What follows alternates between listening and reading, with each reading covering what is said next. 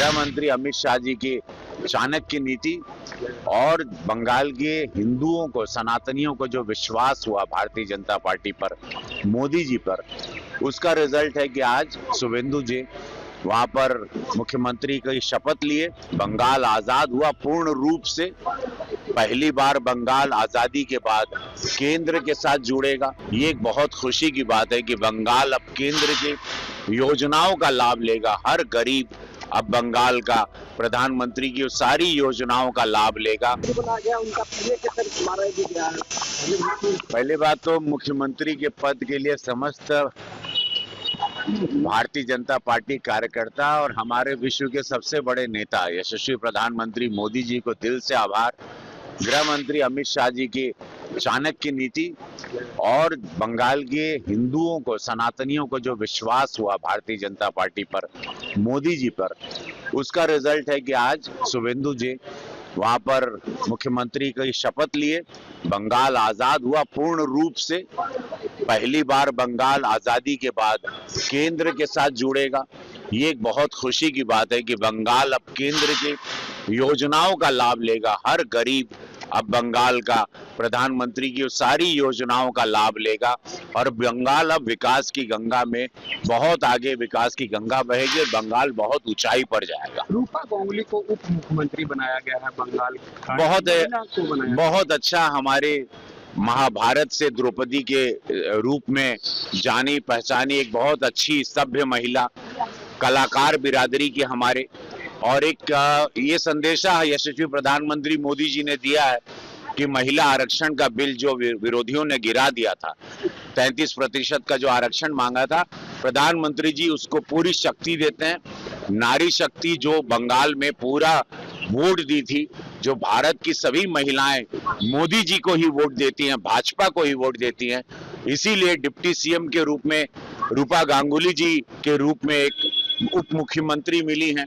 ये दर्शाता है कि मोदी जी के मन में नारी शक्ति, महिला शक्ति, दुर्गा शक्ति का कितना सम्मान है। और विपक्षी विरोधी कांग्रेस, टीएमसी रहे या स्टैलियन की पार्टी रही या अखिलेश यादव जी की सपा रही, यह महिला विरोधी पार्टियां हैं। तो जो भी महिलाओं का साथ दिया और जिन्होंने महिलाओं ने वोट दिया, प्रधानमंत्री जी ने सम्मान दिखाया कि हम उस बिल के पक्ष में खड़े हैं। आज नहीं तो कल वो बिल पारित होके सभी आरक्षण 33% महिलाओं को जरूर इस भारत में मिलेगा। साधुवाद है महिला शक्ति को, नारी शक्ति को। मां काली की धरती पर डिप्टी सीएम के रूप में रूपा गांगुली जी हमारी कलाकार बिरादरी की एक उप मुख्यमंत्री बनी है। बड़ी खुशी होती है।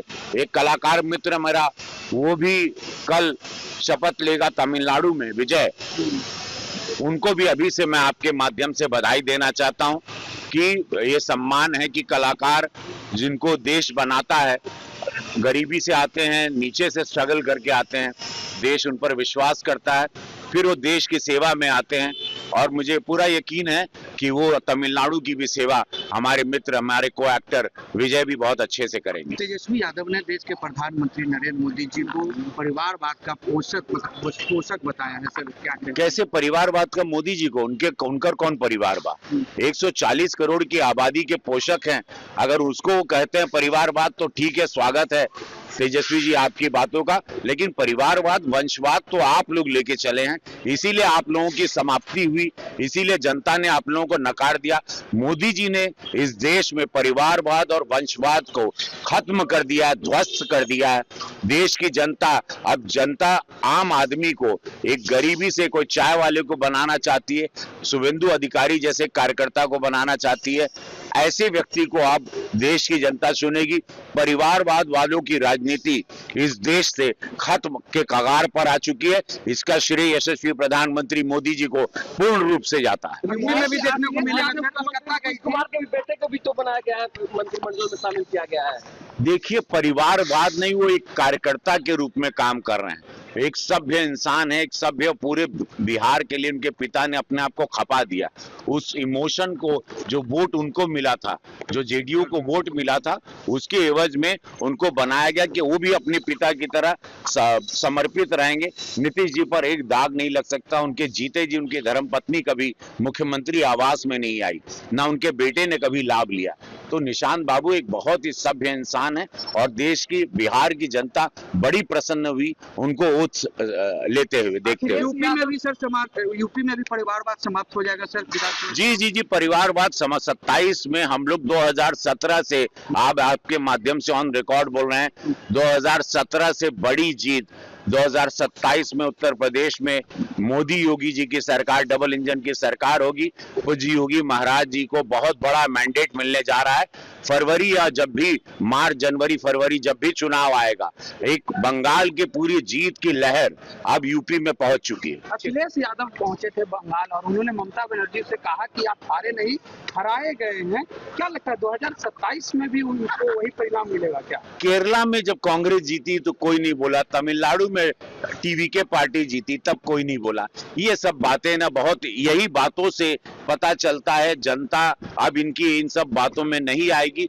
इन लोगों की हार का कारण इन लोगों के ये सारे शब्द हैं और ये इमेच्योर काइंड ऑफ बातें हैं या इमेच्योर काइंड ऑफ स्टेटमेंट है। ये बड़ी इमेच्योर बात है। आखिरी सवाल रवि जी, आखिरी बात करते हैं। बंगाल में आप लोग हिंदुत्व के एजेंडे पर काम किए, लेकिन खेसारी लाल यादव आपके भाई वहाँ टीएमसी के लिए प्रचार किए थे, क्या कहेंगे? मनोज तिवारी ने कहा कि पाप लगेगा खेसारी लाल को। अब जायदा हर हर महादेव। प्रभातखबर.com, विश्वास वही, रफ्तार नहीं।